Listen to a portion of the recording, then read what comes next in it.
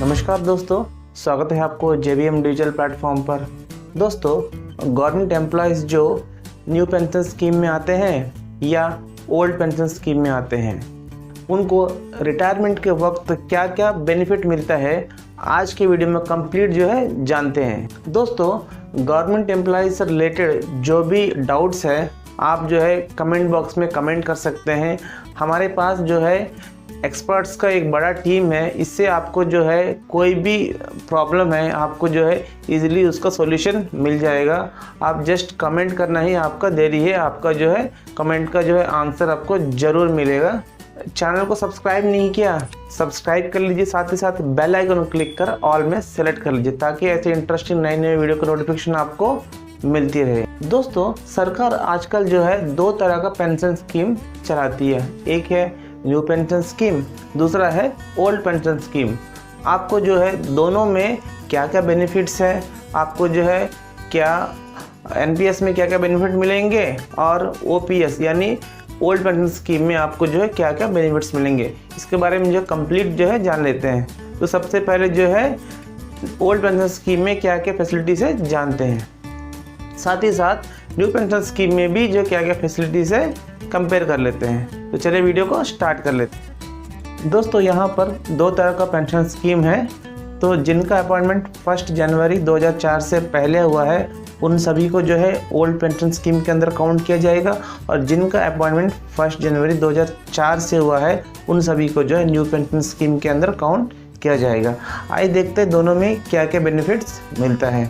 तो सबसे पहले जो है ग्रेजुएटी का बेनिफिट्स आपको ओल्ड पेंशन स्कीम में मिलता है, साथ ही साथ न्यू पेंशन स्कीम में भी आपको ग्रेजुएटी का बेनिफिट मिलता है। दूसरा जो है 300 डेज़ का लीव इनकैशमेंट का बेनिफिट मिलता है आपको जो है, और न्यू पेंशन स्कीम में भी सेम बेनिफिट मिलता है। तो थर्ड देखते हैं, आपको इंश्योरेंस का बेनिफिट भी मिलता है और न्यू पेंशन स्कीम में भी आपको इंश्योरेंस का बेनिफिट मिलता है। नंबर 4 में आपको जो है मेडिकल जो है बेनिफिट्स का भी आप लाभ ले सकते हैं, और न्यू पेंशन स्कीम में भी मेडिकल बेनिफिट्स का लाभ ले सकते हैं। 5th नंबर में सबसे इम्पोर्टेंट जो है आपको जो पेंशन बेनिफिट्स जो है ओल्ड पेंशन स्कीम में आपको मिलता है और न्यू पेंशन स्कीम में भी पेंशन बेनिफिट्स मिलता है। आइए दोनों को कंपेयर करके देखते हैं किसमें आपको कितना पेंशन मिलता है। एग्जाम्पल, आप जो है ओल्ड पेंशन स्कीम के अंदर आपका अपॉइंटमेंट हुआ है, आपका उम्र जो है 30 ईयर्स है, आपका पे जो है 50,000, DA 31% के हिसाब से 15,500, टोटल जो है आपका जो है बनता है 65,500, और आपका जो इसका 50% जो बनता है 32,750 जो है आपका पेंशन जो है आपको कैलकुलेट किया जाएगा। जब आपको उम्र 60 ईयर होगा तब तक जो है ये 2 से 3 गुना बढ़ जाएगा, यानी लगभग आपको जो है 1 लाख रुपये पेंशन मिल सकता है। दोस्तों, हम जानते हैं न्यू पेंशन स्कीम के बेनिफिट्स क्या क्या हैं। फॉर एग्जाम्पल, मान लीजिए न्यू पेंशन स्कीम में आपका अपॉइंटमेंट होता है 30 ईयर्स में। दोस्तों, NPS में 2 तरह के अकाउंट होते हैं, टायर 1 और टायर 2। टायर 1 तो कंपलसरी है बट टायर 2 कंपलसरी नहीं है, ये तो ऑप्शनल है।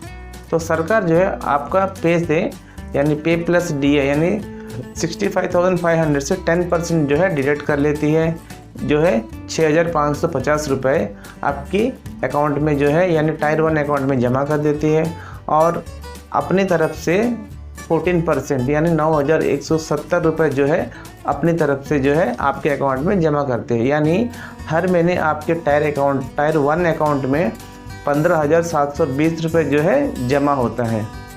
तो आइए एक एग्जाम्पल से समझते हैं कि इसका जो टोटल आपको जो है आपकी उम्र जब 60 ईयर हो जाएगा तो आपको कितना अमाउंट मिल सकता है और इसका पेंशन कितना बनता है। आइए एक एग्जांपल से समझते हैं। मान लीजिए आपका उम्र 30 ईयर्स है, आप जो है आपके टायर 1 अकाउंट में मंथली 15,720 रुपीज़ जो है जमा होता है आपका प्लस सरकार का, दोनों मिलाकर आप जो है टोटल 30 ईयर्स के लिए जो है कंट्रीब्यूट किए हैं। तो इसका टोटल कितना बनता है देखते हैं। तो करंट जो है अभी 7% जो है इंटरेस्ट ले लेते हैं, और जो है आपको जो है टायर 1 में जो है एन्युटी मिनिमम जो है 40% छोड़ना पड़ता है, तो 40% का भी जो हम लोग 7% जो है इंटरेस्ट ले लेते हैं। नेक्स्ट जो है कितना बनता है देखते हैं।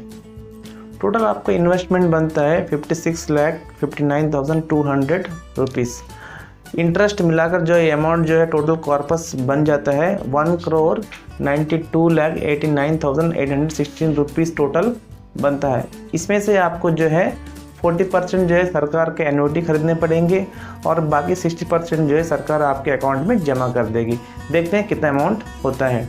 जो है 77,15,926 जो है आपका 40% जो है सरकार का जो है आपको एन्युटी खरीदना पड़ेगा।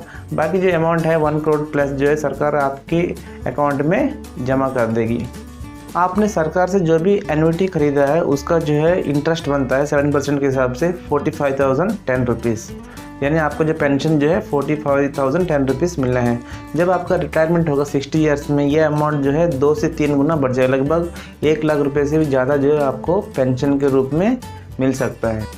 तो वीडियो अच्छी लगे तो लाइक शेयर कमेंट जरूर करिएगा ताकि मुझे मोटिवेशन मिले आप लोगों के लिए ऐसे नए नए इंटरेस्टिंग वीडियोस जो है लेकर आने के लिए। मिलते हैं अगली वीडियो के साथ, तब तक के लिए नमस्कार।